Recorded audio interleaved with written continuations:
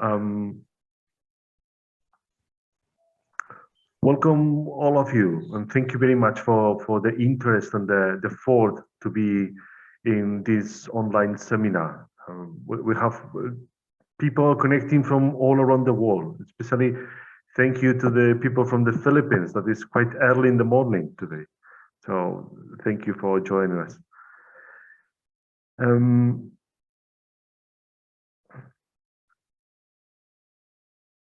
As many of you know, this webinar is part of the initiatives included in the Marist Vocation year that we started last November. This is a year dedicated to valuing Marist Vocation and rediscovering it and sharing it with others. In fact, the motto of this year is enriching, encouraging, and assisting Marist Vocation. And these three verbs are going to guide our work today, okay, this evening, or this, whatever.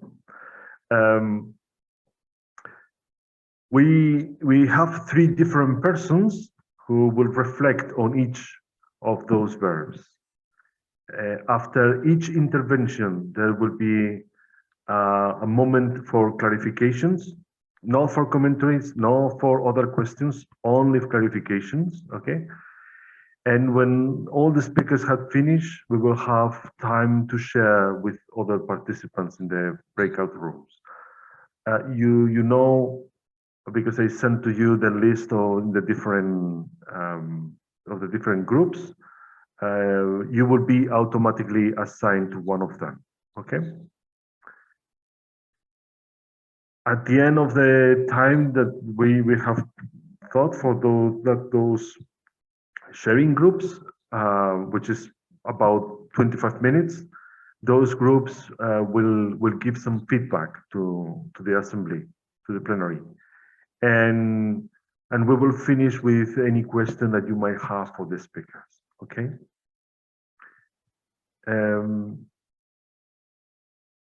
So I think we can start. We're going to start with our first presenter.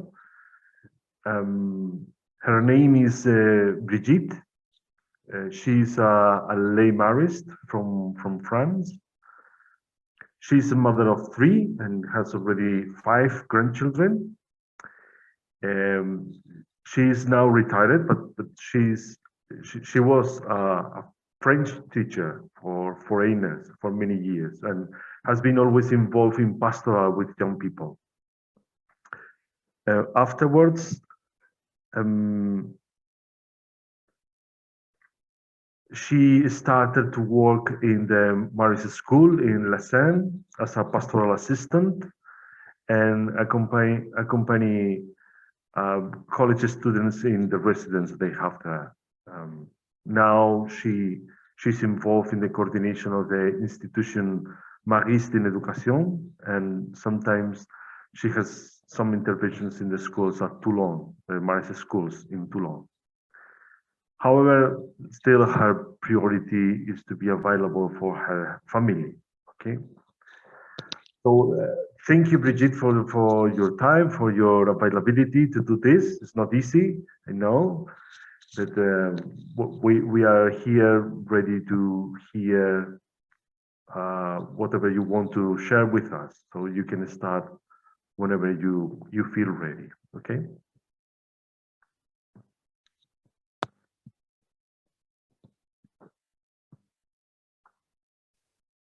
Merci, Dani.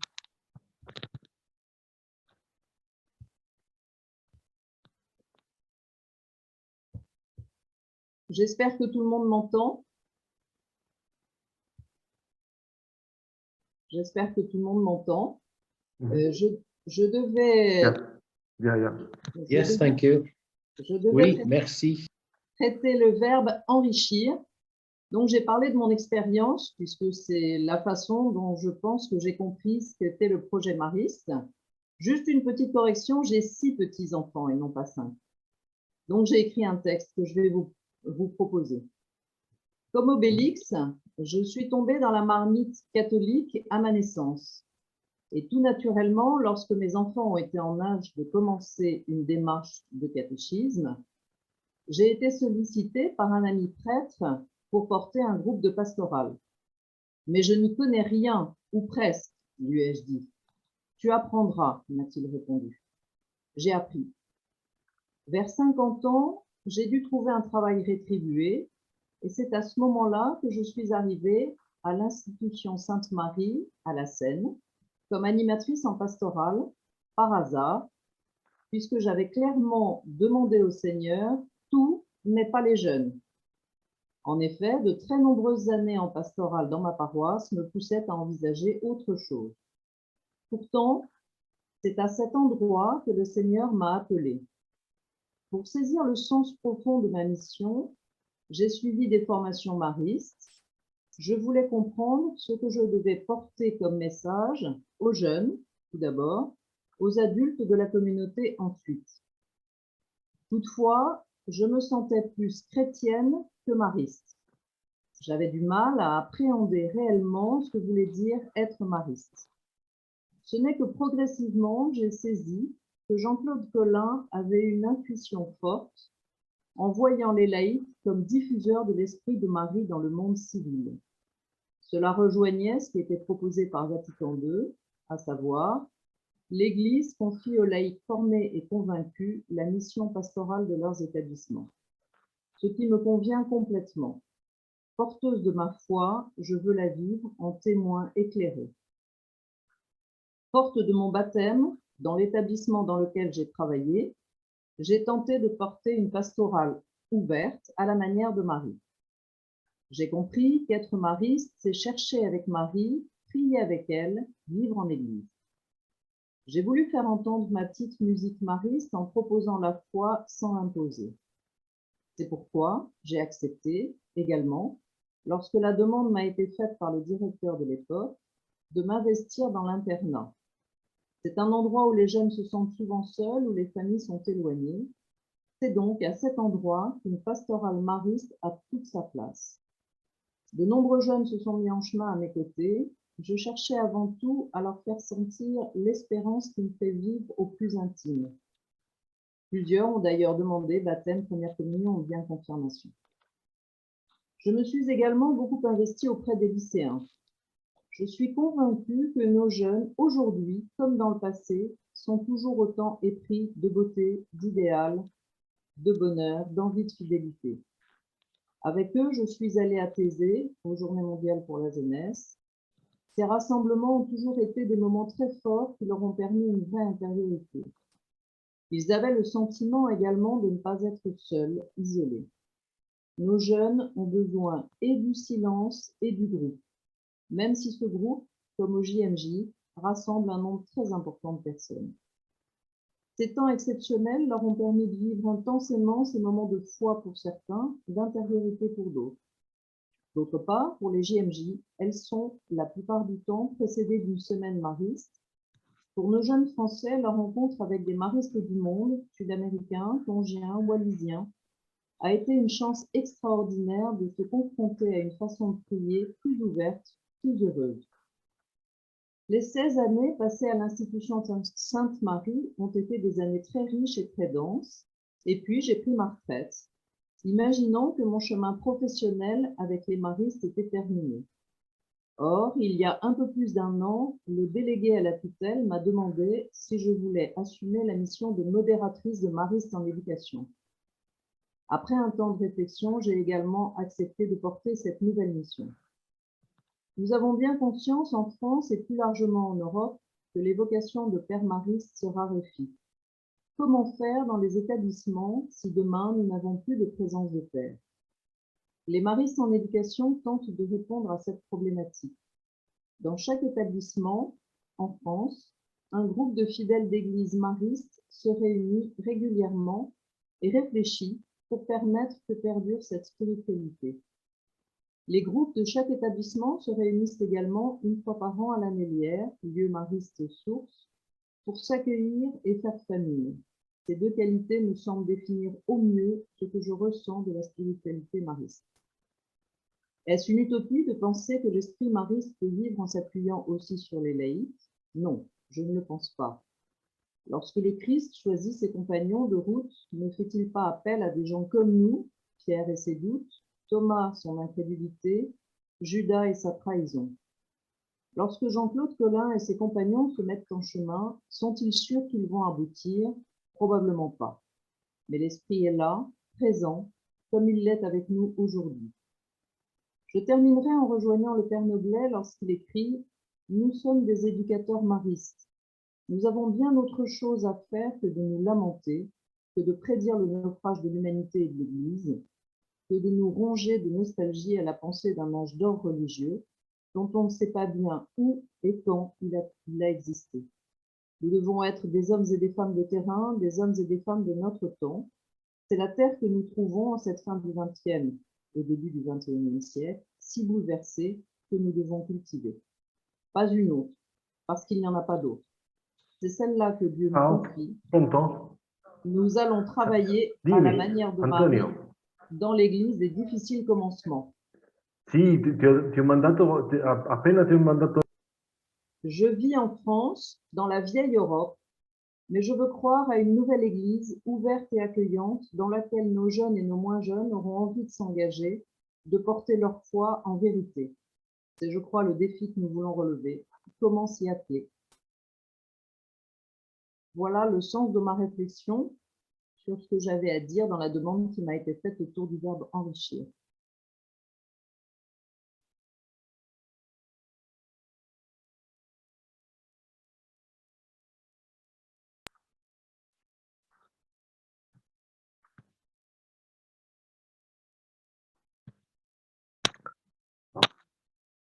Thank you very much, Brigitte. Thank you.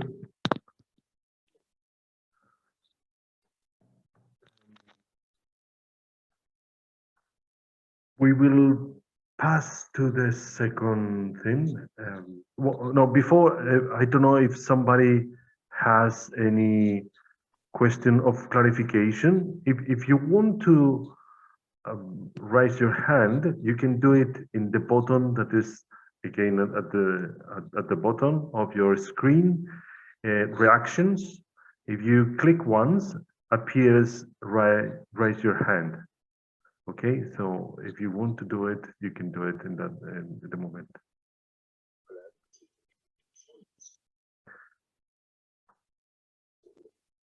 Still joining people.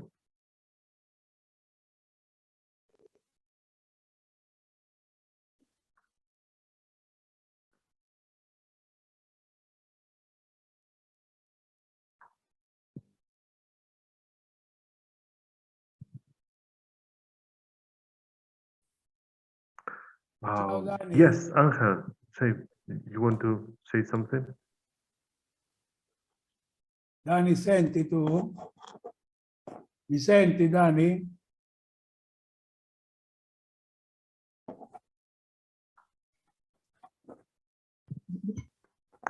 Angel, do you want to say something? You raise your hand. Non ci sento. No, es que no sé qué ha pasado, pero que se ve que he tocado, no quería hacer ninguno. Tu senti?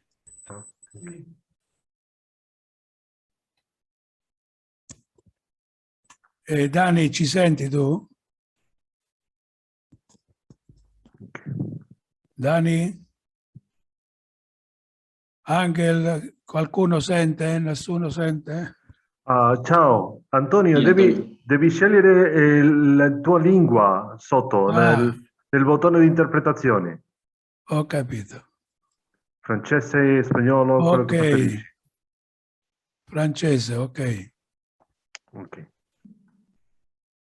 Sì. Sì. Va bene, o in italiano, siamo in due qui se vuoi. Devi spingere anche il tuo microfono. Senti tu.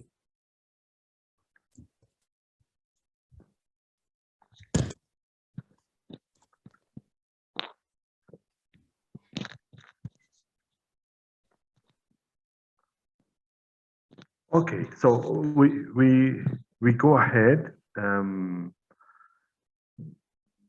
Our second presenter It's Father Tim Costello. He's a Marist father from New Zealand. He's a lecturer in pastoral theology and human development at the Catholic Theological College in Auckland, New Zealand. He's also a registered psychologist who has supported formators in many parts of the world. And he is a very experienced speaker indeed. And we are looking forward to hearing from you, Tim. So you can start whenever you want. Thank you, Danny. You can hear okay? Very good. So as Danny explained at the beginning, one of the objectives of our Marist Year of Vocation is to encourage us to reflect deeply on the mystery of our own vocation. And that's what I would like to speak about for just a few moments.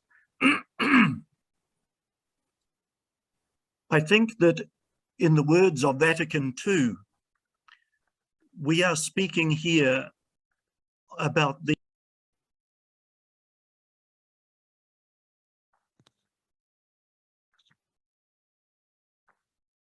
So sorry, Tim. Tim, your microphone is mute. Sorry. Is that better? Okay.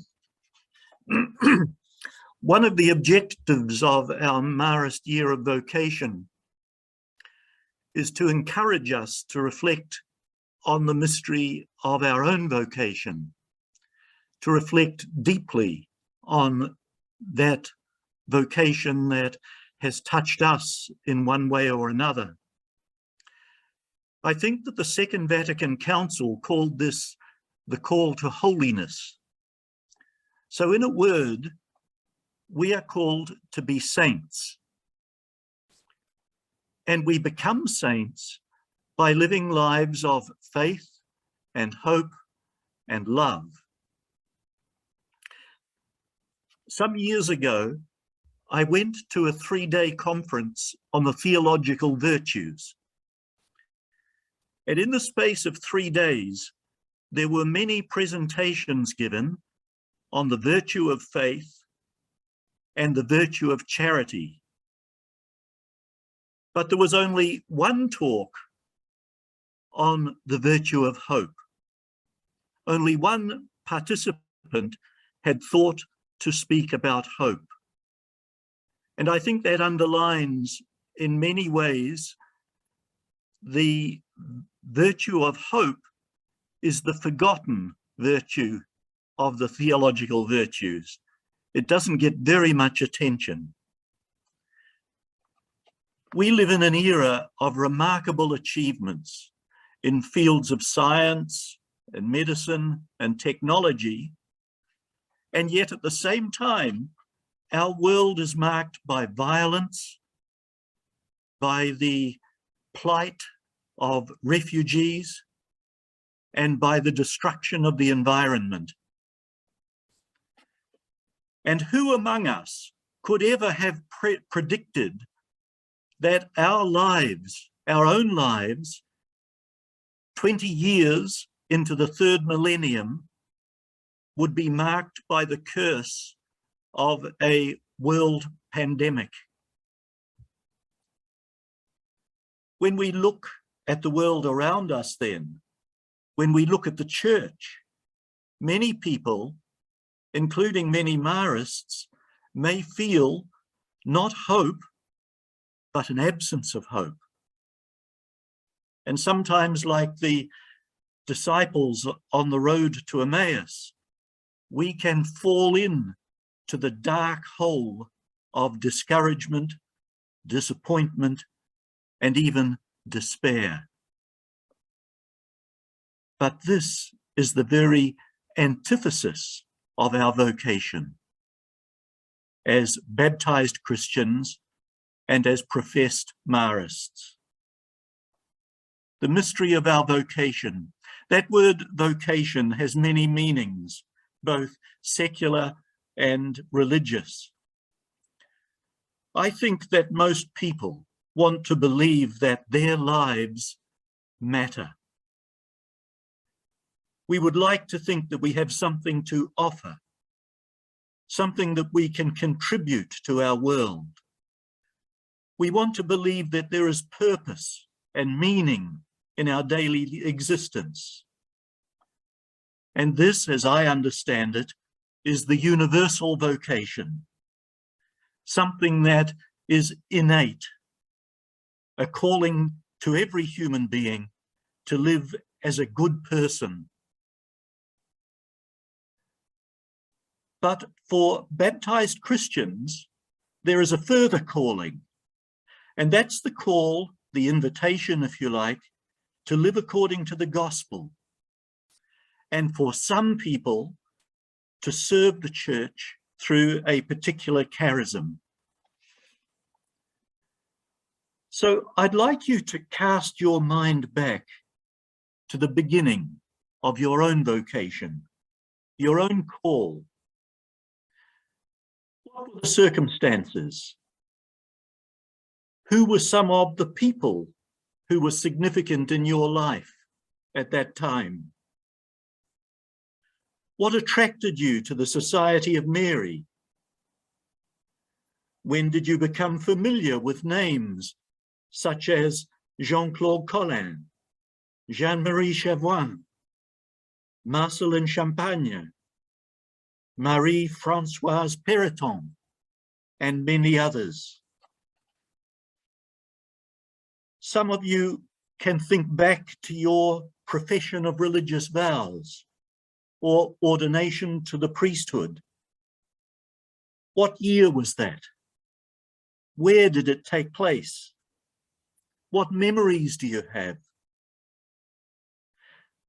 Try to recall something of the occasion, and perhaps by reflecting on these memories, you're able to see the mysterious work of God's Holy Spirit, especially the gift of fortitude, of strength, of courage, the gift that offers us the resilience needed to persevere in our vocation, just like Mary, the mother of Jesus, persevered in her vocation, who even in her darkest moments never lost hope. So my friends, we in our turn are called not only to live our own vocation, but to reach out to others, inviting, calling them through our ministries, our witness, our prayer, and even by gently asking the question. But to do this, we have to demonstrate the virtue of hope, of courage in our own lives. Some of you may be familiar with the Latin saying that nemo dat quod non habet. You can't give what you don't have. So the mystery of vocation, as I understand it, is this. As men and women dedicated to the Marist vision, how can we be effective instruments of God unless we ourselves are living, growing, and deepening the very mystery of our own calling to the Marist life?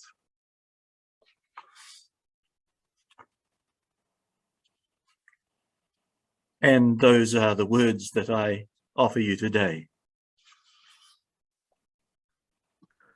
Thank you very much, Tim. It's great to hear you.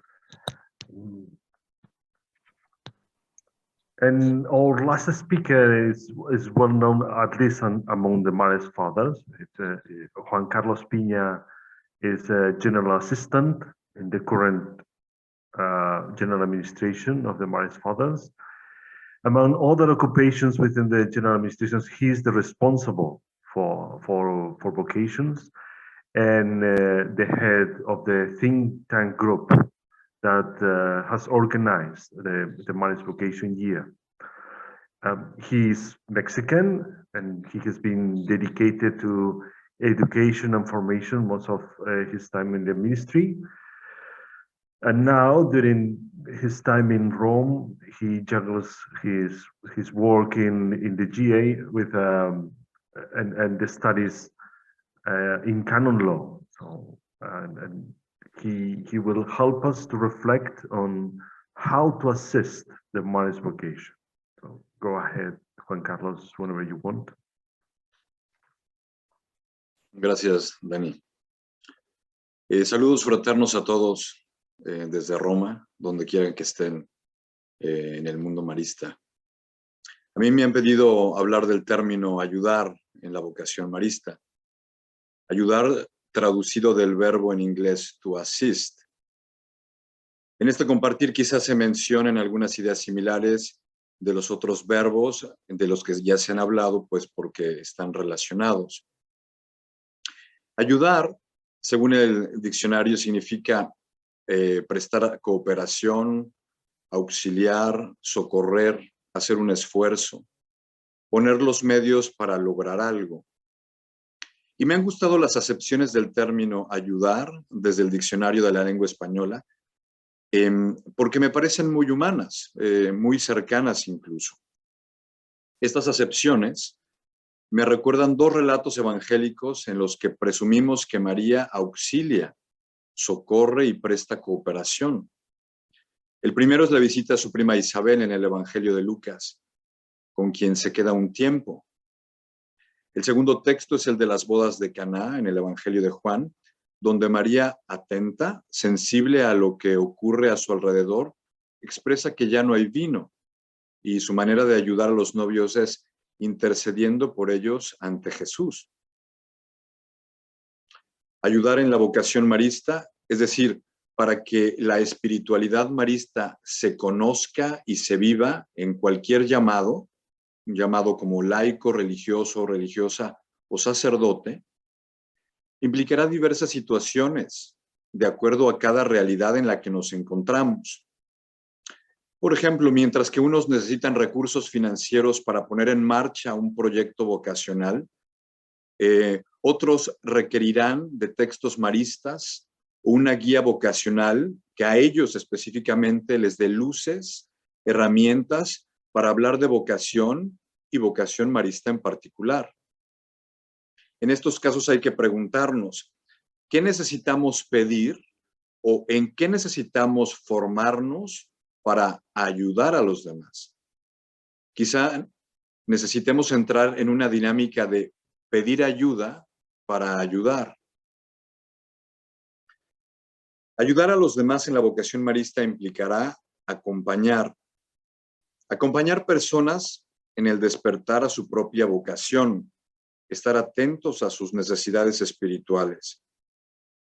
Implicará también acompañar el caminar de la vocación marista en lo individual y en la comunidad.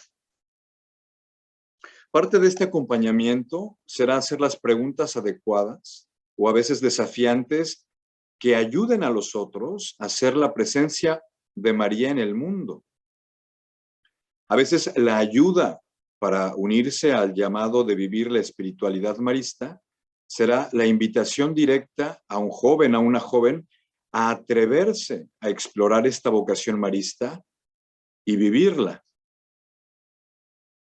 También ayudar en la vocación marista implicará siempre el testimonio, no solo de nuestra experiencia de Jesús en nuestras vidas, que hay que proclamarlo, la experiencia de Jesús en nuestras vidas, pero también el testimonio de la presencia de María en nuestras vidas. El padre Colín, en el libro Habla un fundador, hace referencia a cómo le gusta que los maristas se encarguen de obras con los pobres y marginados. Dirá que esas obras, esas ocupaciones, la de atender a los pobres, a los que están en la cárcel, a los mendigos, son obras que despiertan precisamente las vocaciones. Ayudar en la vocación marista implicará orar, pedir, interceder. No solo para que Dios suscite vocaciones en la iglesia para la vida religiosa, laical o sacerdotal, sino interceder en lo general y en lo particular por las diversas necesidades de las personas a las que servimos. Pidamos que la vida de los jóvenes o de las personas que están en búsqueda tengan un sentido a la sensibilidad y al servicio, a la caridad para con el prójimo, con el añadido de la espiritualidad que implica pensar como María, juzgar como María y como María sentir y obrar. Ayudar o prestar cooperación, auxiliar, socorrer, hacer un esfuerzo, poner los medios para lograr algo, significa poner y buscar todos los medios evangélicos, creativos, posibles, necesarios para promover, acompañar y suscitar la vocación marista. Nosotros, recordemos, solo somos instrumentos, el llamado viene de María.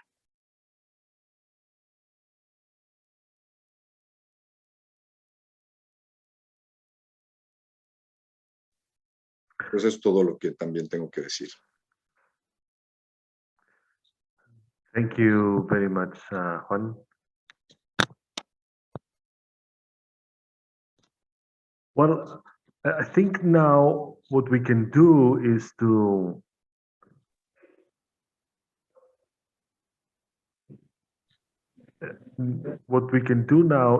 pass to the smaller groups. We will be assigned by languages, okay? Sophie and Tony are there preparing everything.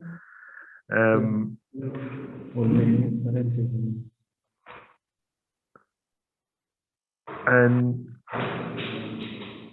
we will ask you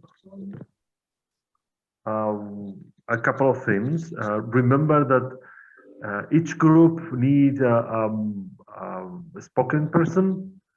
We have suggested some of them, but you can change it. Okay, I will just say it. The first group of Spanish will be myself. The second group of Spanish will be Toño. The first group of French, if Paul Walsh doesn't mind to take some notes of what you are sharing, would be great. For the second group of French, either Yvonne, Mathieu, or Guy, you can make some notes, take some notes of what you are sharing. For the group, the first group of English, Ted, I don't know if you would mind to take some notes, or you can choose somebody else. Okay. John will be in the second group of English. John O'Gara, sorry. Andreas Roper, please, you can take some notes on the group 3 of English. Sione, if you don't mind to do it in the group 4 of English. Group 5 team, maybe you can also take some notes. And Roque, I don't see all of you, so Roque, if you don't mind to take the notes in group number 6. These persons or others. Daniel? Yes. Daniel, c'est Yvan Mathieu. Simplement, I would just like to say to you that Jean Martel is not on his own computer, he's with me, so he will not be able. Okay. So he will not be in the team that you put him in. Okay, no problem. Okay. So sorry for Paul. Paul will. Okay. Also, sì, Antonio. Io volevo dire che siamo in 2 italiani, quindi se è possibile metterci in un gruppo con i francesi. Sì, noi con francesi, non spagnoli. Ok, perfetto. Another thing is, you will have 25 minutes to work in the groups, okay? I'm going to put now in the chat some of the questions that the different participants, the different speakers have put. A second.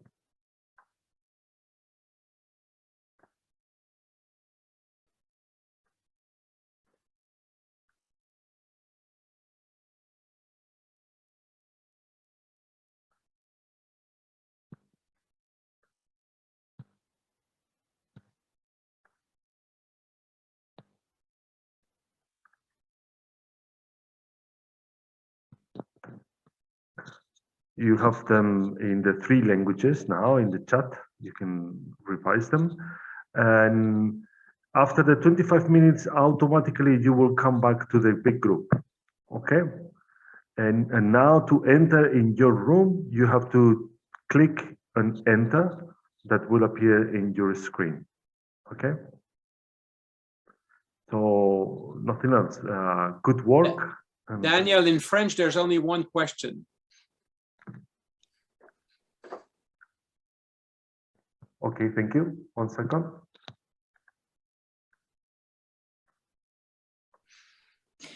Sorry, while Danny sends the other questions in French, I just want to remind everybody, when you come back after the after the breakout rooms, when you get back in the plenary, please choose again your language channel, because you will lose that setting, okay?